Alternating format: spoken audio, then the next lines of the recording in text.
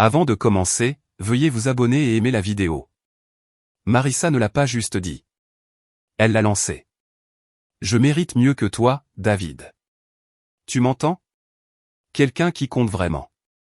Pas un rêveur doux et dépassé, jouant le bon gars dans une ville qui dévore des gens comme toi au petit déjeuner. Sa voix a résonné contre les hautes baies vitrées de notre loft, traversant le silence comme une lame. Je me tenais près de l'îlot de cuisine, tenant toujours la tasse en céramique que je lui avais faite il y a 2 Noëls. Elle tremblait légèrement dans ma main. Non pas de peur, mais de la retenue qu'il fallait pour ne pas égaler sa rage. Tu fais vraiment ça maintenant, ai-je demandé, ma voix stable. Elle était déjà en pleine action, tournant en rond, pieds nus dans cette robe de soie qu'elle portait quand elle voulait se sentir supérieure.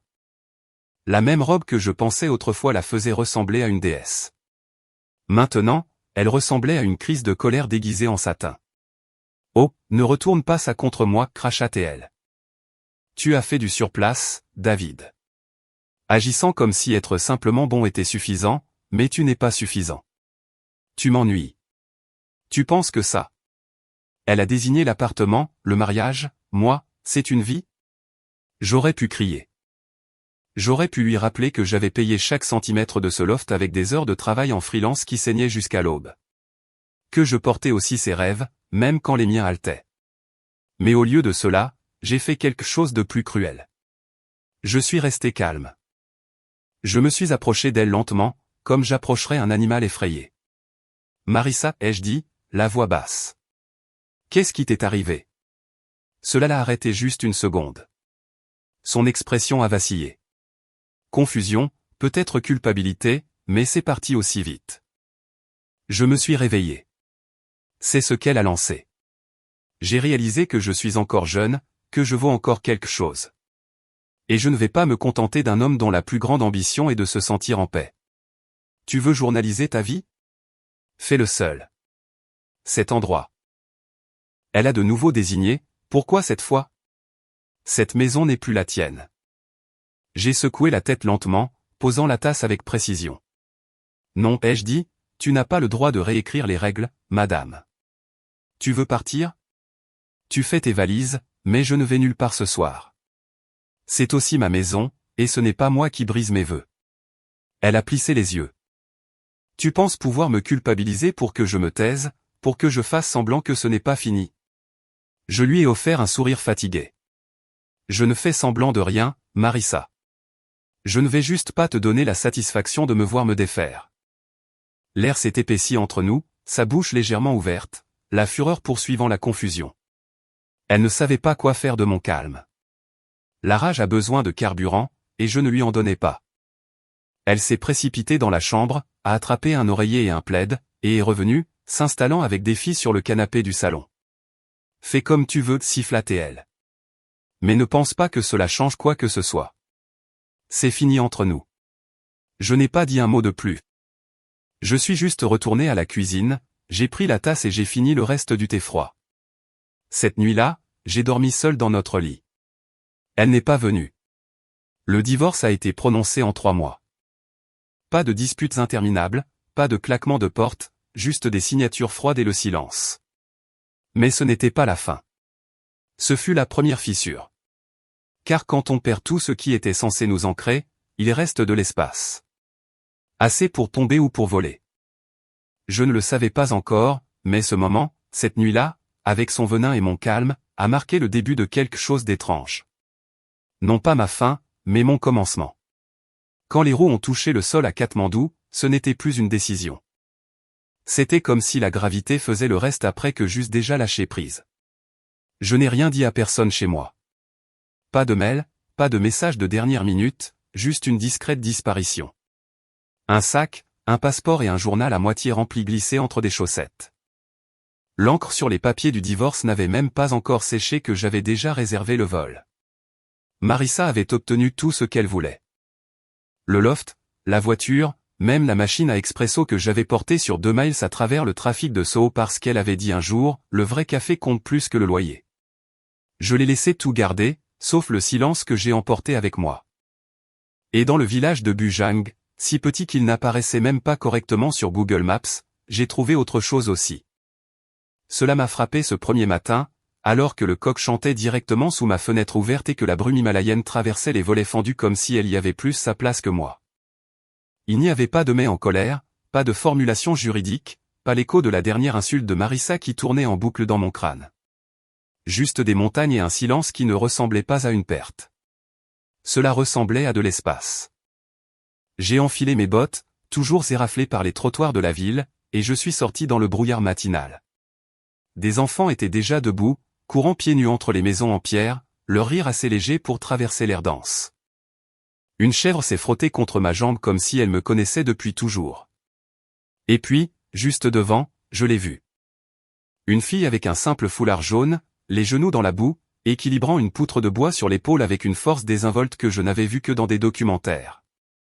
Ses yeux se sont posés sur moi juste une seconde, et elle a souri. Ce n'était pas coquet, pas même curieux, juste gentil comme une voisine qui connaît le chagrin quand elle le voit.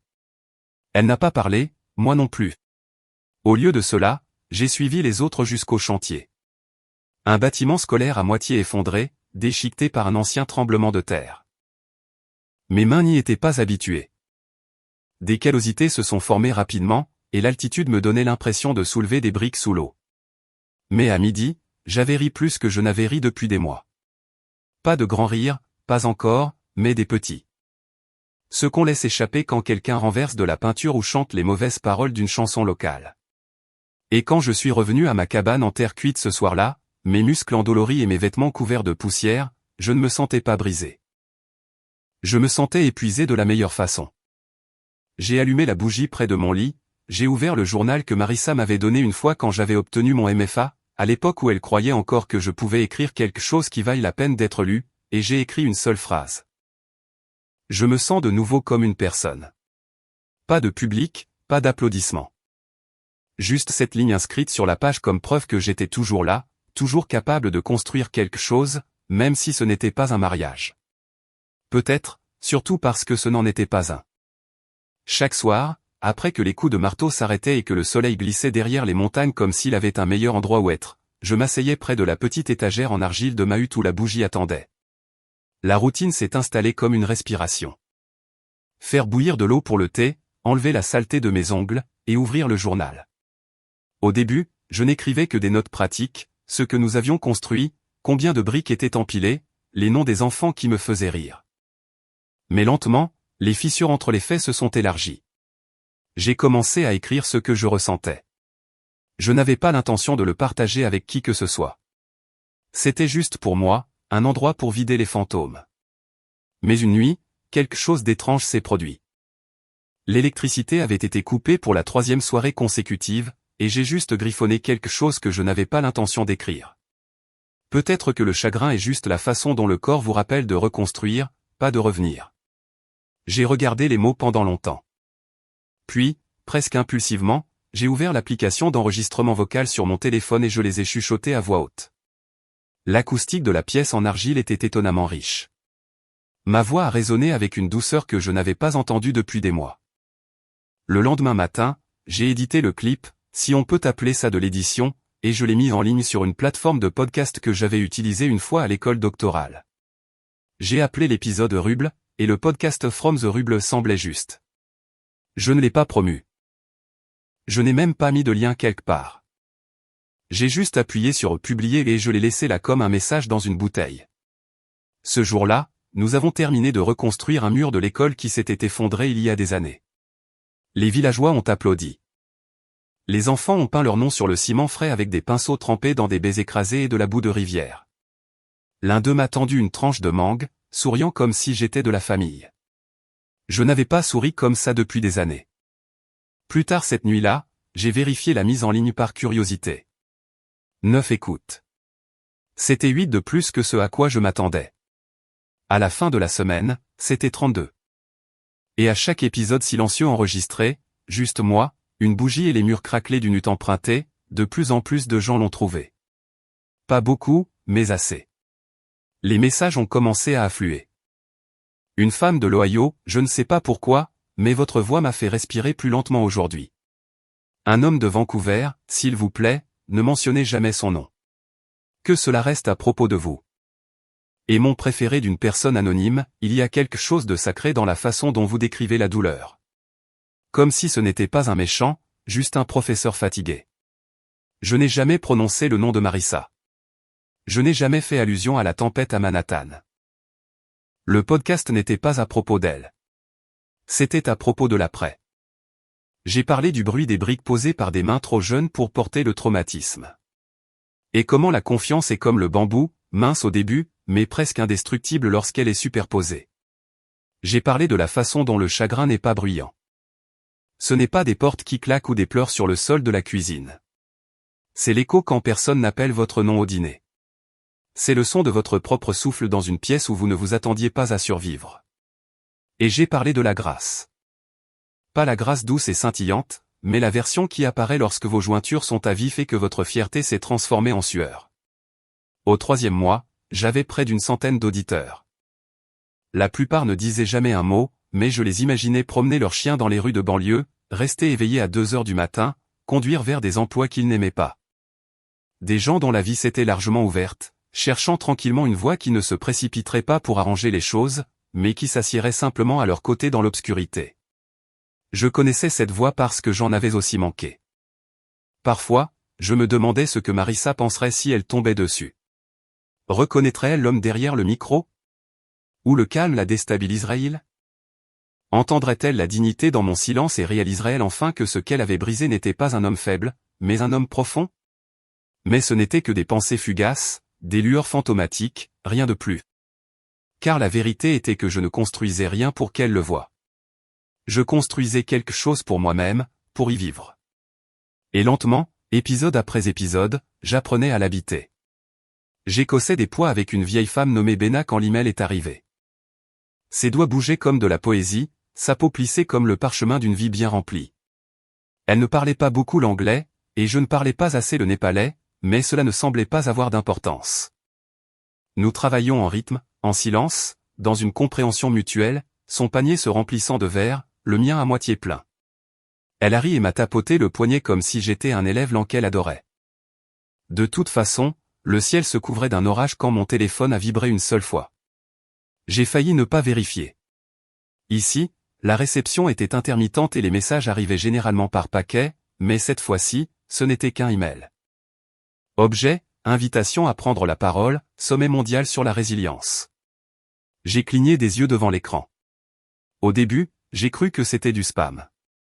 Quelque chose dans le ton du message semblait trop poli, trop soigné. Mais en lisant plus loin, mon rythme cardiaque s'est accéléré, non pas d'excitation, mais avec ce rythme étrange et hanté que je n'avais pas ressenti depuis Manhattan. Ils avaient entendu parler de From the Rubble. Plus précisément, une femme nommée Élise, directrice de programme au sommet, était tombée sur l'épisode où je parlais de la reconstruction du mur de l'école. Elle a dit que ma voix portait un calme naturel, que cela lui rappelait quelqu'un qui avait enfin fait la paix avec la perte de la guerre. Elle voulait que je vienne parler à New York. Mon premier réflexe a été de supprimer l'email, mais quelque chose en moi s'est arrêté. Une longue pause silencieuse, comme celle que je remplissais autrefois d'arguments, de distractions, d'explications. Pas cette fois. Cette nuit-là, je n'ai pas enregistré. Je n'ai pas écrit dans mon journal. Je me suis juste assis près de la bougie et j'ai laissé l'idée m'envahir comme une pluie froide. Revenir. Le mot lui-même avait un goût étrange, comme avaler des cendres. Mais ensuite j'ai pensé à ce que j'avais ressenti en arrivant à Bujang la première fois, indésirable par l'univers, méconnu de moi-même. Et comment, jour après jour, ce sentiment s'était défait, pas d'un coup, pas proprement, mais honnêtement, et si revenir n'était pas pour affronter Marissa ou récupérer quelque chose de perdu? Et si ce n'était qu'une clôture? Et si c'était le moment de laisser l'ancienne version de moi traverser la ville une dernière fois? Non pas pour la hanter, mais pour lui dire adieu avec une bénédiction. Le lendemain matin, j'ai montré l'email à Pong, le coordinateur du village. Il l'a lu lentement, puis me l'a rendu. C'est bien, a-t-il dit simplement. Je ne suis pas sûr, ai-je répondu. C'est à New York. Il a haussé les épaules. Va. Tu es fort maintenant. La ville ne te fera pas de mal. Je voulais le croire. J'ai dit, oui. Le vol était réservé pour dans 2 semaines, assez longtemps pour terminer le cycle de reconstruction en cours.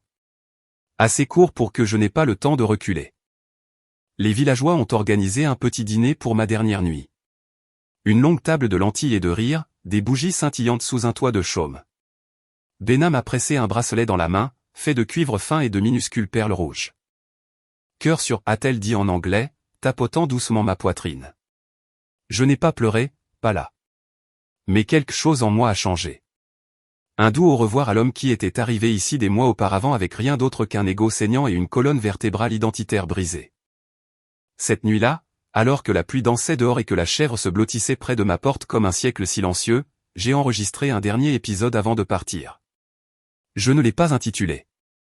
J'ai juste chuchoté, parfois, la guérison n'est pas de rester. Parfois, c'est de revenir sans rien approuver. Et j'ai laissé la bougie brûler jusqu'à ce que la flamme s'éteigne d'elle-même. La ligne d'horizon n'avait pas beaucoup changé. Cela m'irritait plus que de raison. Je suis venu de l'aéroport en silence, le chauffeur fredonnant faux tandis que les ponts s'étiraient vers la ville comme des bras prêts à m'entraîner. Je gardais mon regard fixé à l'extérieur de la fenêtre, regardant l'acier et le verre défiler comme des fantômes. New York était toujours New York, bruyante, agitée, affamée, mais je n'étais plus l'homme dont elle se nourrissait autrefois. Le sommet s'est tenu dans un hôtel 5 étoiles à Midtown, un de ces endroits où tout sent légèrement l'eucalyptus et l'ambition. Le hall scintille d'une lumière excessive. Tout était poli. Froid. Le genre de froid que l'argent porte comme un parfum. Ils m'ont donné un badge qui semblait plus lourd que prévu. David Marin, conférencier invité. De la ruine, je l'ai épinglé à mon revers comme un petit acte de reddition. Je n'étais pas censé parler avant le panel du soir, alors j'ai erré dans l'espace, hochant poliment la tête à des inconnus aux poignées de main fermes et aux yeux brillants. Les gens me saluaient comme s'ils me connaissaient déjà. Non pas le moi qui dormais autrefois sur un canapé dans un loft de Manhattan, mais la version qu'ils avaient entendue au casque en faisant des tours de piste ou en pleurant dans des voitures garées. La version que j'avais faite de moi-même à partir de zéro. Pendant ce temps, dans un coin caché de la cuisine du banquet, quelqu'un d'autre nouait un tablier avec des nœuds serrés et anxieux. Marissa. Elle n'avait pas entendu mon nom depuis longtemps, s'était entraînée à ne pas le taper, à ne pas y penser. Et pourtant, au moment où le gérant de la salle de bal a mentionné la liste des intervenants, quelque chose en elle s'est effondré comme une pierre. Elle s'est dit que ce n'était pas possible. Mais quand la voix est passée par le haut-parleur pendant le test de son, ma voix, douce mais ancrée. C'était comme si le passé s'était ouvert et avait renversé du vin sur tout. Elle tenait un plateau de flûte de champagne. Elle tremblait dans ses mains tandis que l'air s'épaississait. Je veux juste confirmer les niveaux du micro pour David Marin, a dit le technicien avec désinvolture dans le système. Et il n'en a pas fallu plus. Elle s'est cachée derrière le rideau si vite qu'elle a failli entrer en collision avec un autre serveur. Son cœur battait contre ses côtes comme s'il voulait s'échapper. Par la fente entre les plis de velours, elle a jeté un coup d'œil. J'étais là, debout près de la scène, souriant à un dignitaire en costume sur mesure. Mes cheveux étaient plus courts maintenant, plus soignés. Il y avait une lueur sur ma peau, une stabilité dans ma posture qu'elle n'avait jamais vue auparavant ou n'avait jamais remarquée. Mes vêtements n'étaient pas chers, mais ils lui allaient bien. Confiant, simple. Je n'avais pas l'air d'un homme qui avait pleuré tranquillement dans notre cuisine, mendiant des réponses qu'elle n'avait jamais données. Je ressemblais à quelqu'un qui ne posait plus de questions du tout. Elle a pressé une main sur son estomac, essayant de respirer. Le plateau qu'elle avait abandonné vacillait dangereusement sur une table d'appoint. Et pour la première fois depuis des années, Marissa a ressenti quelque chose qu'elle ne s'était pas permis de ressentir en public. La honte. Une honte qui brûle profondément. Une honte qui ne crie pas. Elle murmure, tu avais tort encore et encore jusqu'à ce qu'elle effiloche les bords de ce que tu penses être. Elle est restée derrière ce rideau aussi longtemps qu'elle a pu, jusqu'à ce que quelqu'un l'appelle 2 fois et qu'elle doive se ressaisir. Mais quelque chose s'était déjà brisé en elle. Car là-bas, dans la ville même qu'elle avait autrefois dirigée avec bravade et cruauté intelligente, l'homme qu'elle avait congédié se tenait maintenant sous les projecteurs. Et elle portait des verres, ses talons la pinçaient, ses mains tremblaient, et bien qu'elle ne puisse dire pourquoi, elle se sentit soudainement petite d'une manière qui n'avait rien à voir avec le revenu ou le titre du poste. C'était quelque chose de plus profond, quelque chose de sacré. Elle ne me parlerait pas cette nuit-là, n'oserait pas, mais elle regardait de derrière les plateaux et les arrangements floraux du bord de la lumière comme un fantôme hantant une vie qu'elle possédait autrefois. Et quand je suis finalement monté sur le podium, m'éclaircissant la gorge avant de parler, j'ai balayé la foule une fois, juste une fois. Je ne l'ai pas vue, mais elle m'a vu. Et cela a suffi à déclencher le délitement. Elle n'avait pas l'intention de le chercher à nouveau, mais l'œil à son propre esprit quand la culpabilité le guide. Du bord de la salle de bal, elle se tenait à moitié cachée par un rideau, tenant un plateau de hors-d'œuvre intact, ses mains raides et maladroites sous les gants en tissu noir. Et il était là. David se tenait sous un lustre en cristal qui semblait coûter plus cher que la voiture qu'ils avaient partagée autrefois. Il ne souriait pas comme avant, nerveux, cherchant l'approbation. Non, son sourire était celui d'un homme serein, le genre de calme qui faisait que les gens s'approchaient, non par pitié, mais par respect. Une femme en tailleur bleu marine lui a touché le bras en riant de quelque chose qu'il avait dit. Un autre homme lui a tapé dans le dos, hochant la tête comme s'il venait de résoudre quelque chose d'important. Et pour la première fois de sa vie, Marissa a ressenti ce que signifiait être invisible, non ignoré, non éclipsé, mais effacé. Il était radieux d'une manière qu'il n'avait jamais été lorsqu'il se tenait en face d'elle dans leur cuisine, tenant une assiette dans une main et des rêves dans l'autre. À l'époque, elle pensait qu'il était faible, trop gentil, trop doux pour survivre dans le monde qu'elle voulait conquérir. Mais maintenant, la pièce s'inclinait autour de lui. Les gens même qu'elle avait autrefois cherchés pour la validation le cherchaient maintenant, et elle n'était même pas sur la liste des invités. Le plateau s'est alourdi dans ses mains. Elle a déplacé son poids, ses talons mordant dans ses voûtes plantaires, une perle de sueur se formant sous son col malgré la climatisation parfaite de l'hôtel. Quelqu'un l'a frôlé avec un appareil photo. « Excusez-moi » ont-ils marmonné sans regarder. Elle a baissé les yeux sur le plateau, sur les petites canapés parfaits qu'elle n'avait pas fait, pas prévus, pas même goûté, juste livré, juste porté comme un fantôme, comme un regret fait cher. C'était censé être un travail temporaire, juste le temps que les choses se stabilisent. Mais elles ne l'ont jamais fait. Et d'une certaine manière, c'était sa vie maintenant. Se déplacer dans des espaces qu'elle régnait autrefois comme une reine, priant de ne pas être vue par les gens qui portaient encore son nom dans des histoires dont elle n'était pas censée être l'héroïne. Elle a levé les yeux. David a ri doucement de quelque chose qu'un homme plus âgé avait dit. Et pendant un instant, le lustre a accroché le bord de son profil, juste assez pour illuminer les parties de lui qu'elle n'avait jamais vraiment vues. La façon dont il se tenait droit maintenant, comme quelqu'un qui n'avait plus besoin d'approbation, la chaleur dans ses yeux qui n'était plus pour elle. Elle a regardé la courbe de sa mâchoire, la facilité de ses gestes, et cela l'a frappé si fort qu'elle a dû se stabiliser contre la tringle du rideau. Il était devenu quelqu'un qu'elle ne pouvait plus toucher. Et elle était devenue une note de bas de page dans une histoire qui n'était plus la sienne. La salle a applaudi. Elle a tressailli. Il n'avait même pas encore parlé, mais déjà il l'aimait. Et tout ce qu'elle pouvait faire, c'était écouter. Je ne m'attendais pas à la croiser. Pas vraiment. Au fond de mon esprit, bien sûr, j'imaginais la possibilité, mais je l'imaginais dans le métro. Peut-être se croisant dans une rue pluvieuse, nous regardant tous les deux dans la mauvaise direction, juste trop tard pour nous voir. Pas ça. Pas dans un couloir bordé de portraits encadrés d'inconnus qui avaient changé le monde. Je venais de sortir prendre l'air. Le panel était terminé, et j'avais besoin d'espace. Le genre qui ne résonne pas d'applaudissements ou de déclics d'appareil photo. Le genre qui laisse vos pensées bouger sans heurter l'ambition de quelqu'un d'autre. Le couloir était sombre, éclairé seulement par des appliques murales chaudes et le doux murmure d'une conversation lointaine. Et puis elle était là, Marissa, debout près d'un portrait de quelqu'un de célèbre que je ne reconnaissais pas. Ses mains serrées en petits points nerveux sur les côtés. Elle était vêtue d'une tenue de traiteur noir, mais son visage me dit tout avant qu'elle n'ouvre la bouche. Choc, embarras, et quelque chose d'autre. Quelque chose comme un regret sans endroit où s'asseoir. Sa voix a brisé le silence comme du verre fin. David. Je n'ai pas répondu tout de suite. Elle s'est avancée lentement, comme si elle craignait que je ne disparaisse. Je ne savais pas que tu étais. Je veux dire, j'ai entendu ton nom, mais je ne pensais pas. Ces mots trébuchaient les uns sur les autres. Tu as l'air différent. J'ai fait un léger signe de tête. Je le suis. Ses yeux ont parcouru mon visage comme si elle cherchait des repères qu'elle reconnaissait autrefois. Mais j'ai changé la carte exprès. Je n'aurais jamais imaginé ça, dit-elle, sa voix s'amincissant. Tu parles comme ça? Tu as l'air incroyable là-haut. Il s'accrochait à chaque mot. Je n'ai pas souri. Je ne suis pas venu pour impressionner qui que ce soit, ai-je dit simplement. Elle hocha rapidement la tête, sa bouche tordue. Non, bien sûr que non. Je voulais juste. Elle s'est arrêtée. Quelque chose a vacillé derrière ses yeux. Peut-être de la douleur. Peut-être un souvenir. Je pense parfois à nous, murmura-t-elle. Beaucoup, en fait.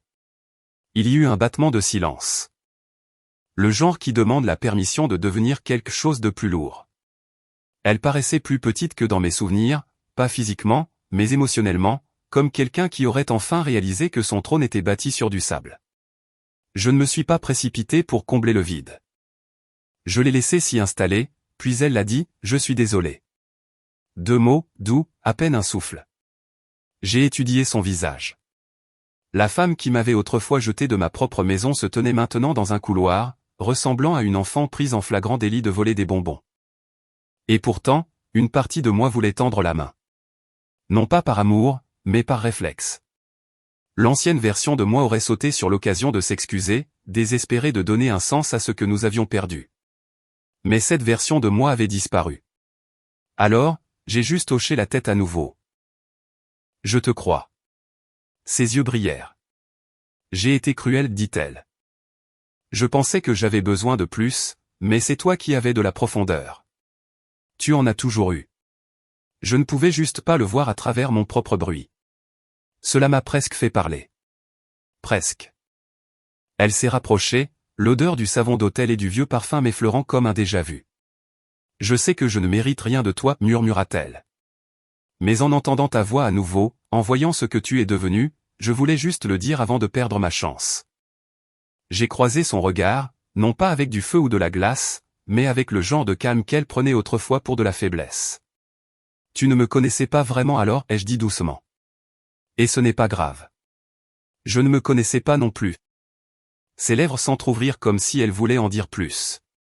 Mais je l'ai vu se figer parce que quelque chose dans mon ton, calme, pas froid, lui a dit qu'elle se tenait devant quelqu'un qu'elle ne pouvait plus manipuler. Elle a baissé les yeux et, juste comme ça, le pouvoir a changé. Pendant des années, j'avais vécu dans son ombre, mesurant ma valeur au centimètre d'espace qu'elle me permettait d'occuper. Mais maintenant, dans ce couloir tranquille, c'était elle qui demandait de la reconnaissance.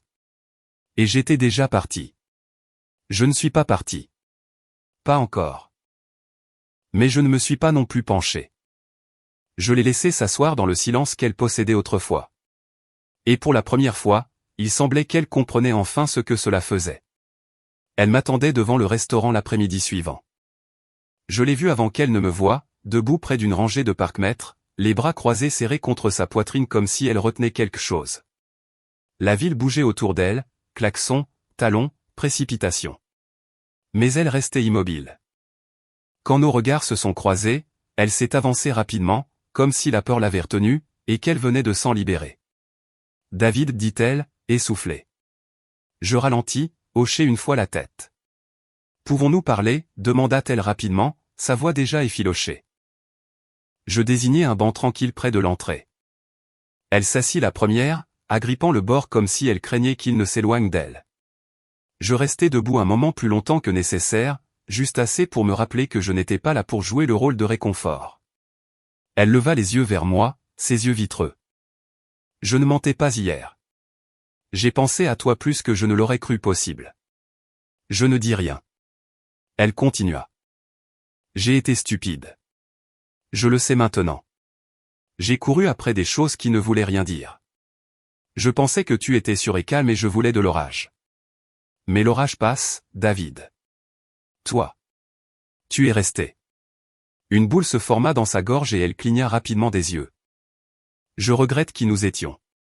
Je regrette la façon dont tu me regardais comme si je comptais plus que le monde. Elle tendit la main, juste ses doigts, effleurant le tissu de ma manche. S'il te plaît, ne pourrions-nous pas recommencer? Je m'assis enfin. Sa main retomba sur ses genoux comme si elle avait perdu son encre. Je t'ai déjà pardonné, dis-je. Elle haleta doucement, les yeux écarquillés.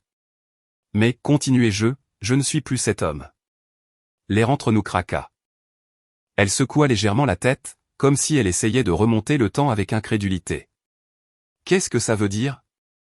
Cela signifie, dis-je doucement, l'homme qui a supplié pour ton amour. Il ne vit plus ici. Il a trouvé la paix loin d'ici. Et il a construit quelque chose à partir de la douleur.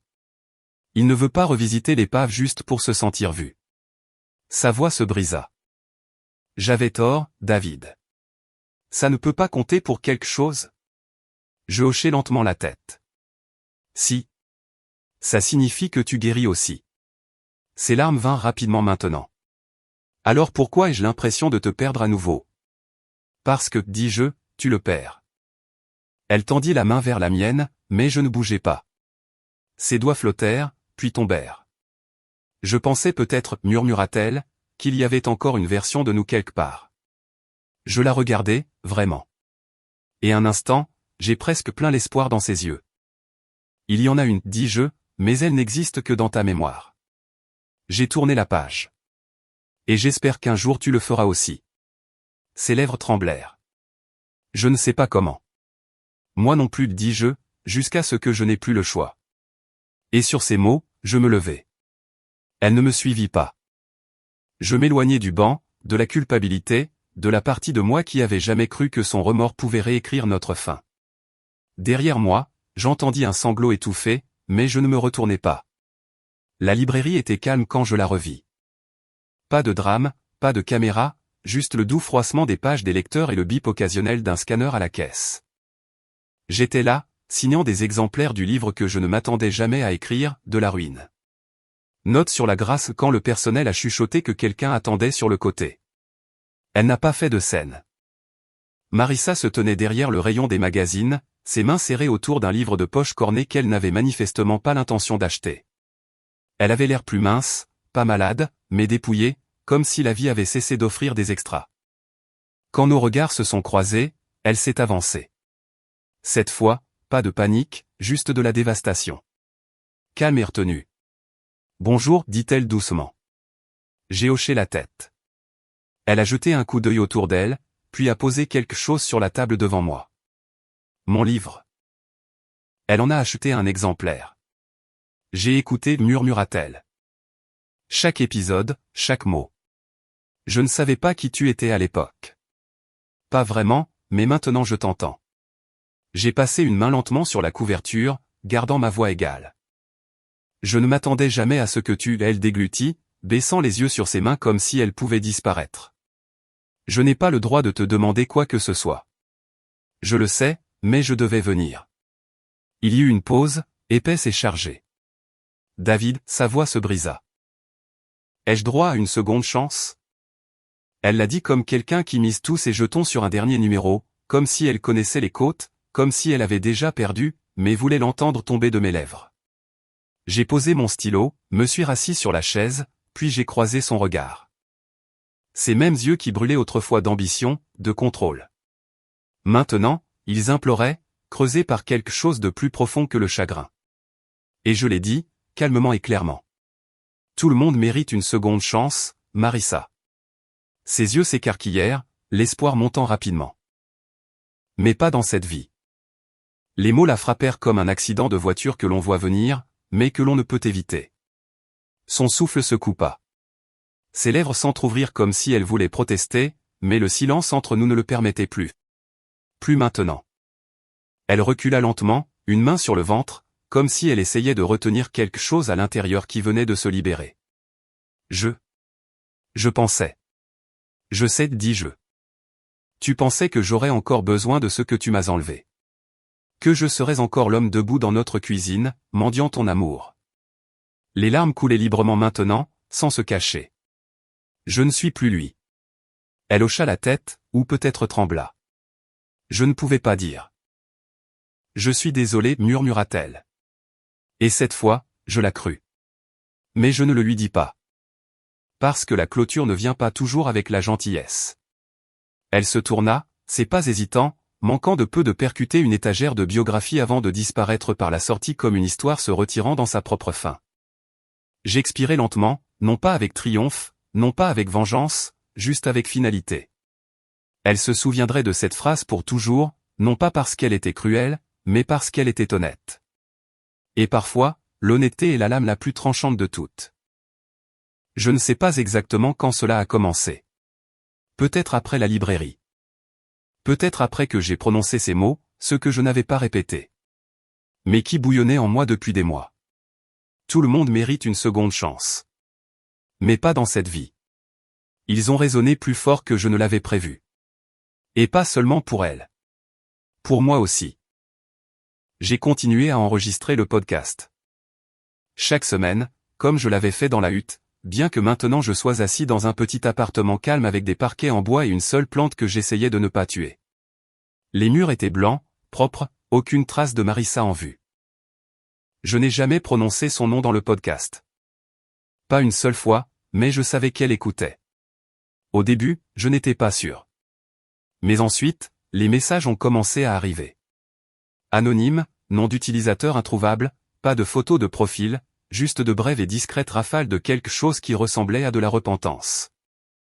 L'épisode d'aujourd'hui m'a brisé. Vous n'avez aucune idée à quel point vos mots coupent et guérissent. Je comprends enfin ce qu'est vraiment la grâce. Je savais que c'était elle. Je le sentais à la façon dont elle formulait ses phrases. Aiguisée mais douloureuse. Comme quelqu'un essayant d'écrire à travers la honte. Elle n'a jamais demandé d'attention, n'a plus jamais supplié, a juste écouté fidèlement, tranquillement. Comme une femme agenouillée devant une église qu'elle avait autrefois incendiée, espérant que le vent ramènerait les hymnes à travers les ruines. Je m'asseyais devant le micro, pensant au son de sa respiration alors qu'elle attendait chaque nouvel épisode, me demandant si elle les écoutait la nuit, si elle faisait des pauses pour pleurer, si elle répondait jamais à voix haute, même en sachant que je ne répondrais pas. Je n'enregistrais pas par dépit, et je n'enregistrais pas pour elle, mais je laissais les mots tomber là où ils devaient, sachant qu'elle était dans le public. Il y a quelque chose de sacré à être hanté par quelqu'un qui a enfin appris à être silencieux. Je n'ai jamais dit que je la haïssais parce que je ne le faisais pas. Ce que je ressentais était quelque chose de plus profond. Pas la miséricorde, pas la vengeance, quelque chose de plus proche de la libération. Il y avait des nuits où je terminais un épisode et je restais assis dans l'obscurité à penser à la version d'elle que j'avais autrefois aimée. La femme avec du feu dans la voix et des tempêtes dans les mains. Je savais que cette version ne reviendrait pas. Mais la version de moi qui avait besoin d'elle non plus. Et c'est peut-être pour ça que ça a marché. Parce que le chagrin a un rythme étrange. Il s'adoucit non pas avec des réponses, mais avec la distance. Et maintenant, alors que je vois les téléchargements augmenter, je ne ressens pas de fierté. Je ressens la paix parce qu'elle est toujours là, anonyme, invisible, écoutant un homme qu'elle a autrefois brisé, maintenant de nouveau entier. Et chaque épisode que je publie, ce n'est pas une vengeance. C'est la dernière lettre qu'elle ne recevra jamais, mais qu'elle lira quand même. Je n'ai jamais répondu à ces messages. Pas une seule fois. Non pas parce que je gardais rancune, celles-ci se sont éteintes il y a longtemps, mais parce que le silence, entre de bonnes mains, devient une forme de vérité. Certaines blessures ne sont pas destinées à être recousues avec des mots. Elles ont juste besoin de temps, de calme, de respiration. Le podcast a continué à grandir. Pas rapidement, pas de façon virale, juste régulièrement, comme une rivière lente qui coupe la pierre. Des auditeurs m'ont écrit depuis des endroits que je ne verrai jamais. Déserts, dortoirs, lits d'hôpital. Des gens qui ne voulaient pas de conseils. Ils voulaient juste que quelqu'un s'assoie avec eux dans leur douleur et dise « J'y suis aussi passé ». Et je l'avais fait. Je n'avais pas besoin de leur raconter l'histoire derrière ma voix. Ils l'entendaient quand même. Une sorte de douceur patinée que l'on ne simule pas.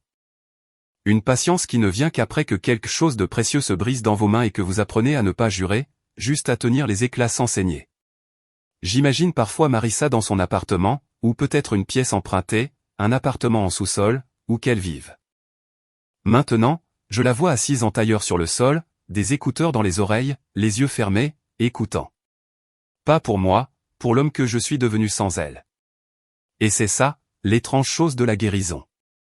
Ça résonne. On pense chuchoter dans le vide, mais quelqu'un écoute toujours, quelqu'un que l'on a blessé, quelqu'un que l'on a quitté, ou peut-être quelqu'un qui vous a quitté. Et quand ils entendent votre voix, pas amère, pas brisée, juste stable, ça les perturbe. C'est ça, la grâce, pas le pardon habillé d'or, mais la douleur silencieuse de savoir que vous aviez tort. Et la personne que vous avez blessée n'attend plus vos excuses. Elle a tourné la page. Marissa n'a jamais répondu après le dernier épisode publié. Je ne m'y attendais pas. C'était un épisode simple.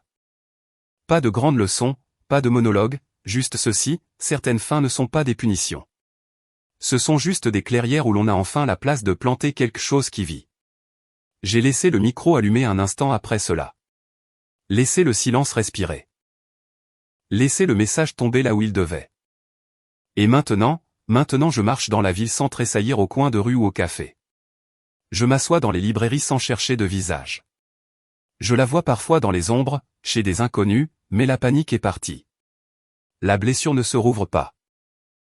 Ce n'est qu'une cicatrice maintenant. Et les cicatrices ne sont pas honteuses. Elles sont juste la preuve que nous nous en sommes sortis. Alors, si vous écoutez, que vous soyez elle ou quelqu'un d'autre, sachez ceci. Il y aura un jour où vous cesserez d'avoir besoin de vengeance. Un jour où vous cesserez d'écrire des lettres que vous espérez qu'ils liront.